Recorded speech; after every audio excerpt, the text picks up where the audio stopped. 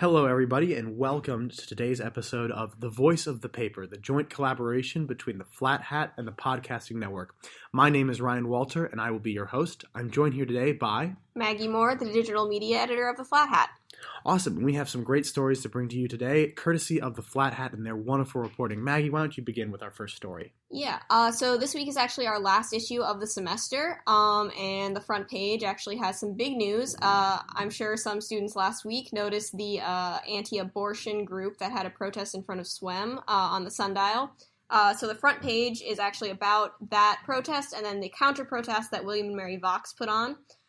So the anti-abortion group was called the Center for Bioethical Reform, and it is not affiliated with the college or any organizations here, but due to free speech laws, the college had to let them hold their demonstration, which included very graphic images.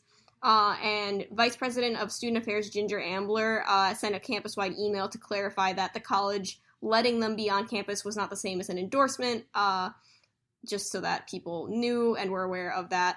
And then there were actually some interesting things around it because the way the Center for Bioethical Reform claims to work is that they are invited by an organization on campus, but Tribe for Life, which is the campus's pro-life club, actually made a statement saying that they had asked the Center for Bioethical Reform to not come to campus, and they denounced their demonstration due to the graphic images. So the counter-protest and everything surrounding it was actually very interesting. Right, and I think that it spoke well of William and Mary students that they were peaceful about this and that no issues came about. And more importantly, I thought that the college did a great job of making sure that they were clear that this was not something that they supported or endorsed, and they were very supportive of their students rather than the group. But moving on, we're going to move to our second story, which is George Mason Dean Peggy Aguirres, named as new college provost, and I hope I pronounced her name correctly. Yes. So the current dean of the College of Science at George Mason is coming to William and Mary to replace Michael Halloran, who is the current provost. The provost is the one who oversees the arts and sciences, the Raymond A. Mason School of Business, and the law school, as well as the School of Marine Science. So it's a big job, and I think they've been searching for a new person to replace Michael Halloran for at least a year. Right, I think that he really wanted to go and teach in the classics department, right? I believe so. Awesome. So we now have a replacement. Yep. Fantastic. All right, moving on to our next story of the night, we are going to talk about police relations with William and Mary students, which we are flipping to now. So, Table Talk, which is a student organization at the college, hosted a community event where the William and Mary Police Department and the Williamsburg Police Department met with some students to discuss ways to better the relations between the student bodies and the police in the area.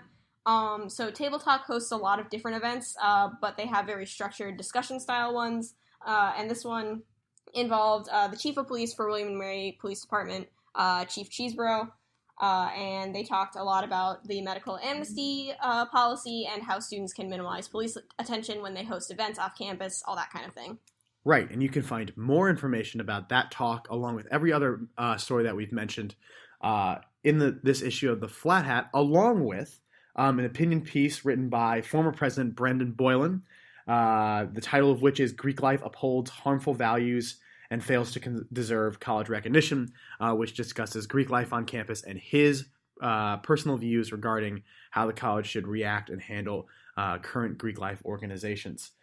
So check that out along with every other story we've mentioned in tomorrow's issue of the Flat Hat, and thank you so much for listening. It's been great having you.